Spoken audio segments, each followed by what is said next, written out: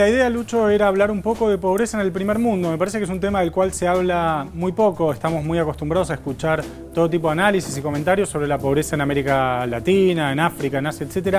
Pero la pobreza en Europa y Estados Unidos, digamos, en lo que uno podría decir el cuadrante norte-noroeste del mundo, se habla poco. Si yo digo, Lucho o Mariana, el país de América con más cantidad de pobres, ¿ustedes cuál dirían que es? Y Haití. No, más cantidad. Estamos hablando de Brasil. Y Brasil. Brasil. ¿Y el segundo cuál dirían que es? Y el segundo te diría Bolivia. Bolivia, no. Bueno, en cantidad, digamos. Ah, no en relación porcentual. No, cantidad. Y en Primero, cantidad tiene que ser... México. Sí, México. Bueno, México. pongamos la primera placa y vamos a ver cuál es el primer A país ver. del mundo de No América. me gusta el juego de saber, de averiguar Vamos a quiénes hacer son un los poco más de pobres. incógnita. Es una trivia. El país con más pobres de América es México, el segundo es Estados Unidos. Mirá vos. Brasil es el tercero recién. Esto me parece que da una idea también de cómo son las cuestiones. Uno podría decir, bueno, si uno mira en porcentaje, obviamente Estados Unidos tiene menor porcentaje de pobreza que Brasil, pero no se trata de contar caramelos, digamos, estamos hablando de personas. Lo que Claro. importa por ahí no es tanto cuál es el porcentaje, sino cuántas personas dentro de ese país pasan hambre, digamos, o viven en condiciones deterioradas de vida y demás, que eso es lo que es en definitiva ser pobre. Bueno, el país de América, del hemisferio occidental, digamos, con más cantidad de pobres es México, 52 millones, le sigue Estados Unidos con 50 millones y recién en tercer lugar está Brasil, donde estaba visitando el Papa con 38 millones. Me parece que esto es interesante verlo. Si uno mira la segunda placa también tenemos la pobreza en Europa.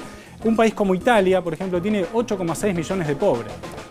Es una cantidad importante. ¿Qué porcentaje de la población? Por ahí te pongo un aprieto. La verdad que no lo sé, pero supongamos que sería el 5%, el 7%, una cosa así.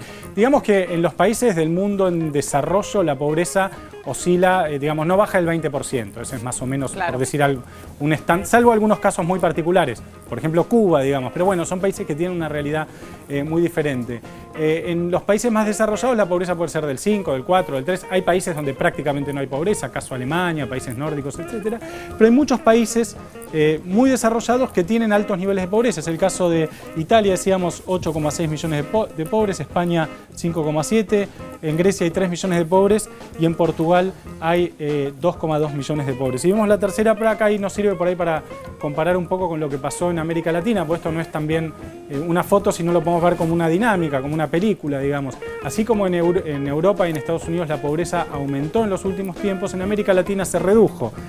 Teníamos en los 90 48,4 millones de pobres, hoy estamos 48,4% de pobres, hoy estamos en 28,8% de pobres en América Latina. Es una reducción en números totales de 37 millones de personas. Hay obviamente que marcar alguna diferencia, digamos, que no es lo mismo ser pobre en Europa que en América Latina. En Europa, si uno es pobre, tiene una malla de contención social, digamos, una red de contención social que en muchos países de la región no existe, digamos, tiene salud, por ahí tiene educación, por ahí tiene alguna asistencia, algún Es decir, seguro la idea social. de estados, ¿cuál es la presencia de que cada uno de esos estados frente al problema que existe, ¿no? Exactamente, ahí hay una red que te contiene, digamos. Lo que pasa es que lo que está viviendo Europa y en algún sentido también Estados Unidos hoy es un poco lo que vivió América Latina en los 90, que es una crisis del neoliberalismo, digamos. Hay dos diferencias. Una es que en Europa hay lo que decías vos, Lucho, un Estado mucho más activo, con un despliegue mucho más eficaz para contener estas situaciones. La otra diferencia es que en América Latina hay soja, petróleo y gas, digamos, y en Europa no. Entonces eso le permitió a América Latina salir de esa situación de pobreza después de la crisis de los 90, y Europa no le termina de encontrar la vuelta, sobre todo en los países más frágiles, en España, en Italia, etcétera. Pero me parecía que era interesante traer este tema, ¿no? Sobre todo la primera placa, ver, bueno, la pobreza en el mundo desarrollado y cómo, bueno, algunas sorpresas, ¿no? El hecho de que Estados Unidos sea el segundo país con más pobres de América me parece que da una idea del tema. José, volviendo Sí. a esa primera placa, me quedé con una pregunta. Vení mientras tanto, José, Voy. venite para acá, hacete Vos planteabas- la grande la rúa. Me traslado como el Sí, Papa Francisco. venite y Vos sentate. planteabas el tema, sí, los contextos, ¿no? ¿Qué políticas públicas o el Estado, qué presencia del Estado para dar respuesta a ese porcentaje o esa cantidad de gente pobre? ¿Qué pasa en Estados Unidos, donde era uno de los países con un número impactante, cerca de 50 millones, y uno se imagina, bueno, hay bolsa de comida como en Brasil